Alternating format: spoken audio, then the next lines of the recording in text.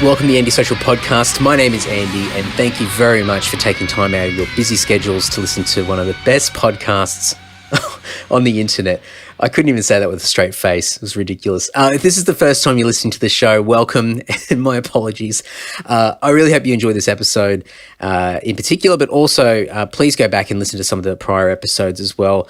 It's been an amazing journey so far, and if you're not aware of what the show's all about, more or less, and this explanation changes every time I attempt to explain the podcast because I'm still trying to work out what it's all about, but more or less it's me asking a lot of silly questions, at times coming off as very ignorant and naive, but with all great intentions because I'm just aiming to be a bit better person and broaden my horizons and step outside my comfort zone. For a guy that's been immersed in the music world for quite a number of years, well and truly over a decade, I've really made an attempt in the last 18 months to 2 years to branch out to people from all walks of life, from different industries, people that have had different experiences, different stories. And I've had the musicians in there as well because I think I definitely need to have my fair share of music talk, but also really getting out of my comfort zone to talk about topics that I don't know a great deal about, or only a very little bit, or sometimes thinking that I know a lot about it, but then find out very quickly that I know virtually nothing. So there's been instances of that in the past. But for me, I really want to bring conversation back into my life, and podcasting is a great way to do it. And we definitely, in the current age of, social media, our mobile phones and everything, we're always tending to shy more towards, or shy away, I should say, from conversation and face-to-face contact with people. And we're always sort of leaning more towards texting and sending messages rather than having those personal interactions with people. So for me, I've definitely been victim to that and often an instigator in the past.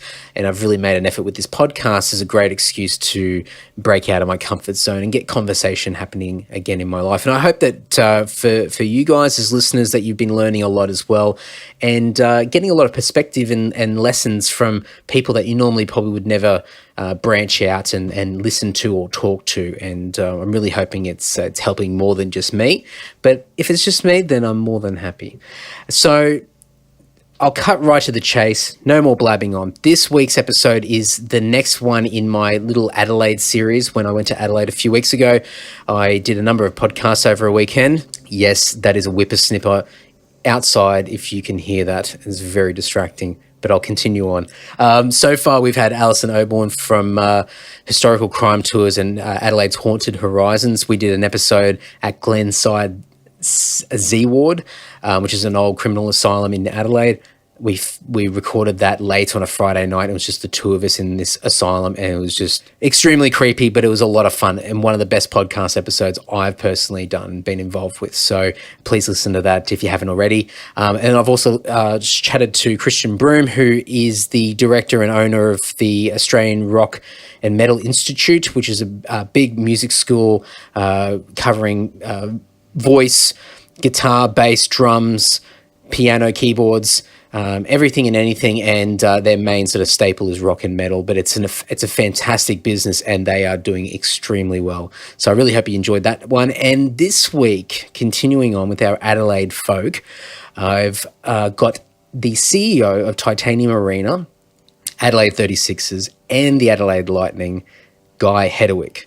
Now, when I was looking at things to pursue in Adelaide as far as topics and things to look at as far as what I can podcast about, one of them was the Adelaide 36ers. Growing up in the 90s as a kid, I was obsessed with basketball, and I was always watching the Bullets play, living in Brisbane or in Queensland in general, or it was the Sydney Kings, or watching all the other games around the country. And one of the teams I was always fascinated with was the Adelaide 36ers, a team that's just got so much legacy and a reputation for one of the best hometown crowds in the National Basketball League, the NBL. So when the idea came into my head for the Adelaide 36ers, I thought, absolutely, I've got to find somebody that's attached to the team. Now, initially I was thinking about players, but I thought I might try a different tactic this time and try someone completely different. So I thought, well, let's just go straight to the top and speak to the CEO.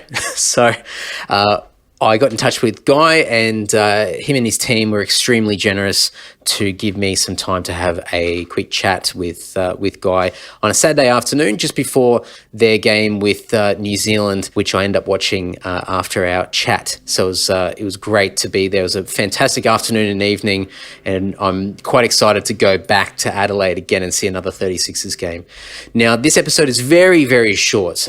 We initially had some time scheduled in for this particular afternoon, and then I got a call a few hours beforehand asking me to come out ASAP because there was a change in schedule. So I did that, and I did find out, unfortunately, that I had less time than initially was hoping for.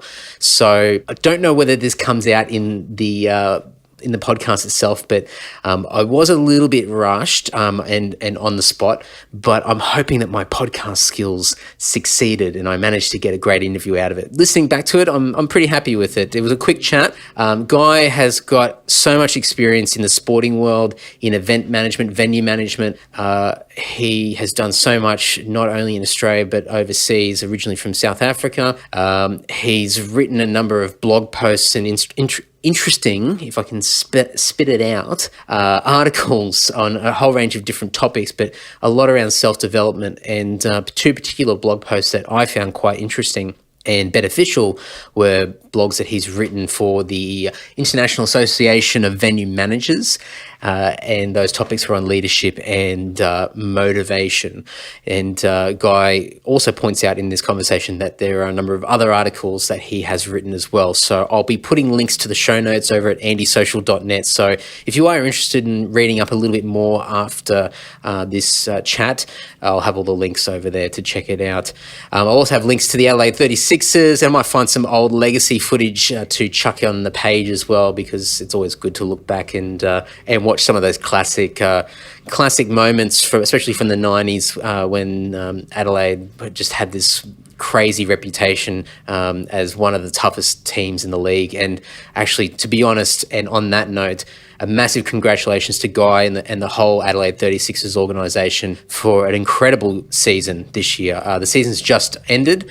Adelaide unfortunately didn't get the championship, but they almost got there, and for the majority of the season were in number one spot, leading the league with the number of games won. So huge season for the team, and obviously disappointing that they weren't able to get the championship, but a great season nonetheless, and I'm sure the team will be back bigger and better for the next season. So big congratulations to Guy and the whole Adelaide 36ers organisation. Okay, enough of this. All the links over at andysocial.net. I'll leave all the housekeeping to the end, but please enjoy this conversation with Guy Hedderwick. Thank you so much, Guy, for having me here, and I'm extremely excited to come to my first 36ers game. I've been a basketball fan since I was a kid, and growing up in Brisbane, I got to see the Bullets play quite a bit, and I've been living in Sydney for the last 10 years, so I've got to see a lot of Kings games, and I've always seen the 36ers play, but never on the home turf, so quite excited. Well, good, because you obviously haven't seen much good basketball until you've got here. Well, there's been a lot of legacy with the 36ers over the years, and I guess... And I know that you don't just look after the 36ers, you also look after the Lightning. Yes. And also and the venue itself. So there's a lot of facets to it. There's quite a number of things that would take up your day as far as day-to-day tasks, and having to juggle a whole range of different business that comes through these doors. Yeah, look, definitely. I think the thing about sport is it's very emotional, and you connect in with your community and you know, not only here in South Australia, but outside the boundaries of South Australia, where venues, we try and make this a home place. You know, you have that in-home experience when you watch sport on television. Yep. We try to make this a home so that when people come here, they feel like they are at home. Is that an ongoing challenge for maybe focusing on the 36ers itself and providing an atmosphere? And I have read a couple of different things online that you've spoken about this, where you are catering for a number of different segments of people that come in. So you've got the family crowd, you've got the people that are a bit more social, the people that like want to be seen here, and the people that are basketball enthusiasts and whatnot. Yeah, look, what I've said in the past is that you break your crowd down into different psychographics and demographics. I think the article you probably read, I spoke a lot about the millennial, yes, which I presume you fall into, and how one caters for, you know, people who want unique experiences. Yes. Yep. And then people who want, the generation now who want to be able to watch the game, check their Facebook, upload their Instagram, and possibly watch a YouTube video whilst all the action is going on. The game's going So on. I think it is an evolving challenge. And as venues evolve and as technology evolves, we have to evolve with them, and we have to cater for that experience, because generation now are your socialites, in 10 years from now. I think the one thing that a lot of people missed out on is that the millennial is now middle management and making financial decisions, and if you forgot to cater for them, then you're in trouble. Absolutely. And I listened to a great talk. I think it was by the head of marketing for the Marriott Group the Marriott Group worldwide.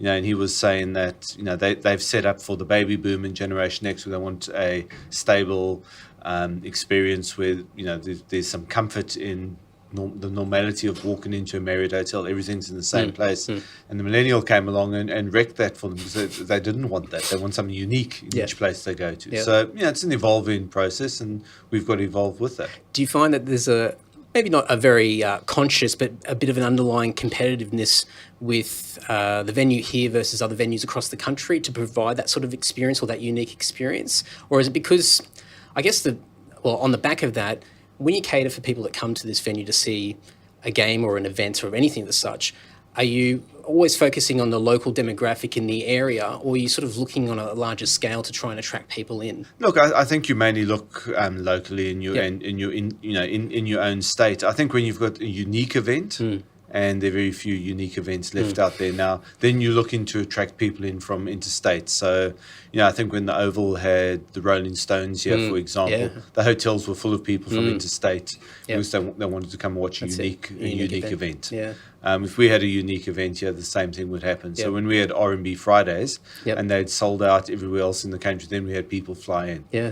And, that stage, that's dollars coming into your state from somewhere else. So, yes, you do want to cater for them and provide for them. I think one thing that I see being on the East Coast, and I've watched a few televised games of the 36ers play home, and that's almost been a bit of an underlying driver for me to want to come to a home game here in Adelaide as well. So I guess on those games that are televised, you probably, I don't know whether this is the case or not, you'd probably want to make sure that visually and you're creating an atmosphere there that can potentially can flow into the television as well. No, look, absolutely, and television require that. So we've done, since I got here, some fairly, I suppose, different and unique things in order to cater to the TV market, in order to attract people from interstate, and in particular. So today, for example, we have, I think, 25 New Zealanders doing their their members trip here. Yep. Perth came and did their members trip here. Yep. There are reasons that happen. So one of the very unique things we did is we changed the way we ticket. So in the past, you bought tickets in certain sections. They labelled them platinum, gold, silver, bronze. And who wants to be bronze? Everybody wants to be platinum. And bronze were cheap. So what we did is we sold online, and we had a real push for online sales. But on the day, you could come here, and we filled from the bottom of the bowl up at a fixed price. Yep. So it always looked full on television. Fantastic. Because it always looked full on television, because the experience we offered, and we did that by changing from to LED lighting, so that it was color washes.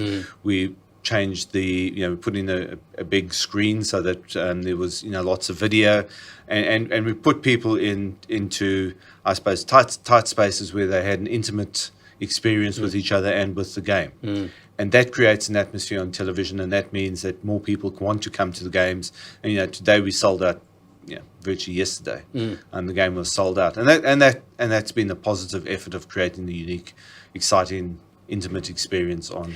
It's those tiny tweaks, those mechanics that, I mean, obviously large investments of money and time to do, but from the general public's point of view, you wouldn't know. You wouldn't notice these things, but you shouldn't. If you do know, then there's probably a problem. So, look, it's no different from any other business. Yeah. All businesses make tweaks in order to, cater to customers. There's a reason they put all the lollies or the candy bars or the sweets at the checkout.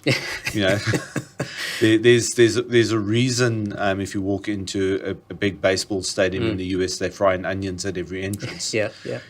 Or have coffee machines. You know, it's touching the senses and the emotions and, you know, forcing people to make decisions they possibly don't want to make. You know, if you look at the supermarket model, they actually lead you on a journey through the supermarket. There's a reason the milk and the breads is never at the front of the supermarket that everybody goes for. It's at the back because it drags you through the supermarket. Everyone needs milk and bread. Well, of course. Yeah. You know, there's a very good... I'm a psychologist by training, so there's a very good reason there's fruit and veg at the entrance of every supermarket. Because once you've bought fruit and veg and you feel that you've done the right healthy thing, you'll buy all sorts of other rubbish on the way through. Our thing is all about... We've only got one thing to sell, and that's the experience on game day. So our whole thing is about what is the customer journey, what is the experience, how do we make that so much fun and pleasurable so that they want to come back. You know, not everybody's a basketball fan, not everybody knows much about the game. I don't know that much about the game of basketball, but what I do know is that if I create a fun, exciting experience, people will come back, and then what happens on court is not as important as if you just providing the benign experience where people come to watch just the game. If you're just coming to watch the game, we've got to win. If you're coming to enjoy yourself, well, yes, we've got to win. But if we don't, you'll probably come back next week anyway because you had a hell of a time. Yeah, absolutely. It's in a transition with playing music. I've seen a lot of music venues, smaller music venues, die off over the years because they haven't been able to create the experience. They're banking on the music enthusiasts to come in, appreciate the bands, and then go home. But when those people drag their friends along and they go, well, this is boring, there's nothing happening here, then that's when the numbers start to dwindle off and there's venues closed down. So the successful ones have been the ones that, say, every Friday night, it's a social gathering and you just know that people will go there because they know their friends are going to be there. They know it's going to be a great time. So it's providing that experience. And then on top of that, you've obviously got the additional bonus of the whole purpose of what the event's there for is the music, and like this would be basketball and whatnot. But you know, in reality, we have 2,462 ardent basketball supporters who buy full season tickets to come and watch the 36ers. We have an 8,000 venue. Tells the story. You've got to do quite a bit of work to ensure that you know that it is fun and it is experience and it is cool and that those people come back. And next year, instead of 2,400 ardent basketball fans, we have 3,000 and 4,000 and 5,000. Keep growing. But the other issue you've got is we've set a benchmark with our experience here in Adelaide, and for our for our fans and for our guests who come along here. That's now the norm. If we do the same thing next year, it's just average. So we've got to keep looking for new improvements in what we do so that we keep offering better and better experiences to people. And it's definitely a collective here, isn't it? It's not just, there's so many stakeholders that are part of this venue, from catering, food and beverage and whatnot, to the entertainment. So between breaks and whatnot, as you said before, the technology that's here, the venue ushers and everyone that's involved. There's so many different facets that most people wouldn't really think about, but you really need to have everyone on board with that same mentality when... Exactly. You make a very valid point because, 90% of the people you'll meet here on game day don't actually work full-time for the business. They are volunteers, they are part-time employees. The catering company is an outsourced company who's delivering that experience. The ticketing company we use is an international, mega ticketing company. So you get all those people in line trying to deliver the same thing. I guess that's what chief execs do. That's what their job is. Absolutely. It's do that. Well, on that note of what you do as a job, I've seen that you've touched on a number of different codes over the years. I mean, you've got a lot of experience with venue and event management and dealing with, especially the sporting industry. Obviously, there's things that transcend regardless of the code and whatnot. What are the main things that I guess from a blueprint point of view, the qualities that you take that transcend each of those codes. I know you've done rugby in the past, you've done soccer as well before coming over to basketball, and you've done a whole range of other things. And I think you've, like, earlier in your earlier years working in a cardboard factory, and I know that even not even work-wise, but working doing the militaries, the Sure. compulsory service. Yep. And I don't know if it was right, you were in the police force for a short period of time as well. Well, I did my military service in Yep. the police force in South Africa. Oh, okay. That's we had 2 years compulsory military service, and I was, I suppose, seconded to the police force for my 2 years. Spent most of it playing sport, to be fair. Okay. But you've got to stop looking at it as sport. It's not. Yeah. It's entertainment. And you've got to build an entertainment experience around that, because every sports code only has so many ardent fans. So, as I said, we've got 2,400 of them. Footy here in South Australia is a bit better. It's got a bit more. Yep. But at the end of the day, you're looking at people's disposable income. You're looking at the entertainment seeker, and you're in competition with the beach, the soccer down the road, the park, the movies. So your experience has got to touch people emotionally. Yep. So that's what I'm all about, is an emotional experience. So touching the senses. So when people come here, hence the sound, the colour, the lights, the smells, the emotion that's created and the atmosphere that's created by what happens on court. And basketball's a really cool live experience. Yeah, it is. Yeah. I'm an ardent rugby union fan, but I'd much rather watch it on television because because I want to concentrate in the game. Because I'm a fanatic. So I want to concentrate in the game. It's better watched on TV. Absolutely. In my lounge, where I can shout at my 14-year-old son to go and get me a beer. It's cheaper too. Yeah.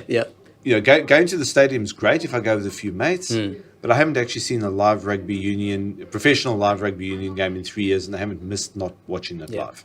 There's a different intimacy with basketball, I think, Correct. and visually you're more a part of the game than a larger stadium with a large football field where you've got to try and keep up. And also with, I guess, the crowd around you and the activity around you, it's very easy to get distracted about, with your senses. Of course. In those sort of settings. I came out of New Zealand, out of Forsyth Bar Stadium down in Dunedin. And the great thing there, and we were involved right from before it was built, was once again intimacy, closeness to the field of play. Yeah. So the first seats were 3 meters from the edge of the field. That's as close as you can legally get in rugby union. But that means you can actually hear the tackles, you can hear the players talk to each other, you can hear the ref talk to the players. And the furthest seats away were 24 meters. Now, at quite a few stadiums, 24 meters is as close as you can get. Yeah, it's incredible. And then it gets further from there. And as you get further away from that intimacy and the feeling that you can almost touch the athlete, the further the less the experience disconnects you. Yeah, absolutely. And I'm aware of time, so I'm just touching as many points as I can. Go for it. One other thing that I was quite fascinated about, but it looks like you haven't done a great deal with it, is that you were doing a few blog posts, or a couple of blog posts for I'm going to get this incorrect, the International Venue Managers Association. No, you got that right. Okay, the IVM. Yes, and there's a couple that you had there, and I'm always fascinated with these types of topics. And you had written a piece on leadership, and also one on something like what motivates the motivator. Yes. And I love this sort of stuff. I feed off it. I'm always trying to work out the best way to spark creativity and also motivation, but also trying to lead by example as well. And some of the things that you touched on, which were very linked, both articles were very much linked together, they sort of coexist, is about the connection with individuals and building relationships with people. Absolutely. And having that human connection with people instead of being sort of a hierarchical position where you're disconnected from your colleagues and whatnot. So if you're all trying to achieve a goal, you lead, but you're leading connected to... Look, I've got a very basic philosophy of life, which is... work hard, be kind. Yep. I don't believe in a structured management system which treats everybody the same. I think you've got to understand and know your individuals, and then you treat people the way you want to be treated, but also according to their personality in order to get the best out of them.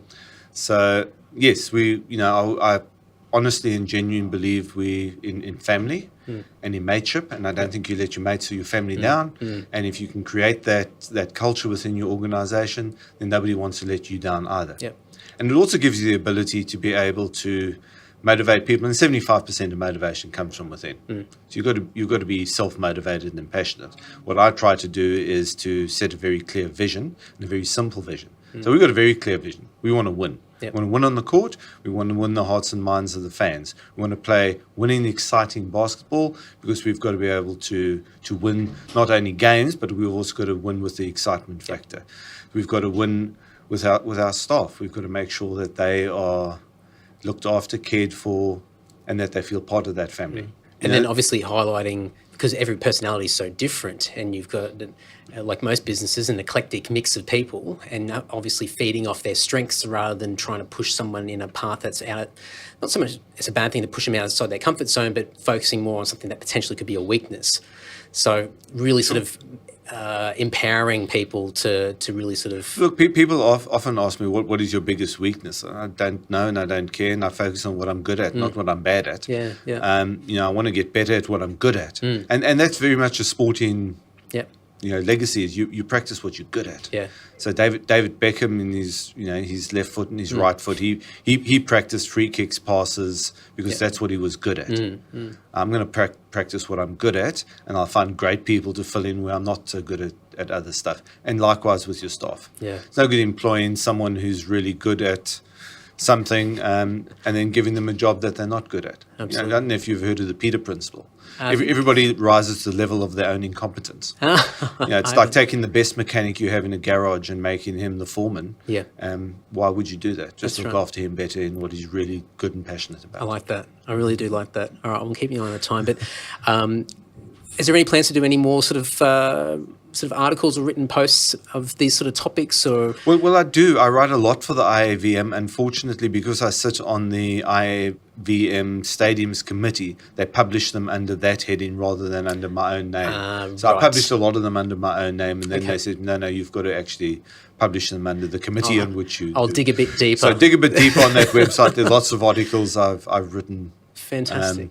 I'm very, very happy to do them, very proud of them. Yeah, that's great. I think a lot of people that listen to this podcast, and what I try to do is, whilst I speak to a number of different people from different backgrounds, industries, different levels of competency and success and whatnot, I'm always trying to find what ticks, what sort of drives people and what gets people interested and love and passionate for what they do. So it's when I saw those articles, I was like, oh, yes, I found a bit of gold here. This is really, really good. And I'm always fascinated. I appreciate that. I think it's obviously, I'm looking forward to tonight, finally get my first experience of a home game for the 36ers. But from what I've seen over the years and from just reading a bit about your background and so your philosophies and your perspective on life and how you approach things, I think that adds a little bit more excitement. I've got high expectations now. Well, thank you. Have a look at the game day experience. I hope you really enjoy it. The boys have worked really hard to produce it, and there's a production. Yeah. No different from a show that you put on as your band. Yeah. Can't wait. Good. Thank you very much, Guy. Thank you. Absolute pleasure. Thanks, everyone. Hope you enjoyed that short yet very sweet conversation with Guy.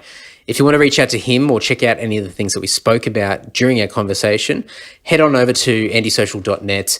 All the links and resources are in the show notes there for this episode, as well as every other episode that I've put out to date. Heaps of stuff there to check out. By all means, please get in contact with Guy. Send him a message via the links that I supply and let him know what you think of the podcast. Now, this is the second last, I should say. I'm getting ahead of myself. This is the second last Adelaide-themed podcast episode from my time there a few weeks back. Next week will be the last one.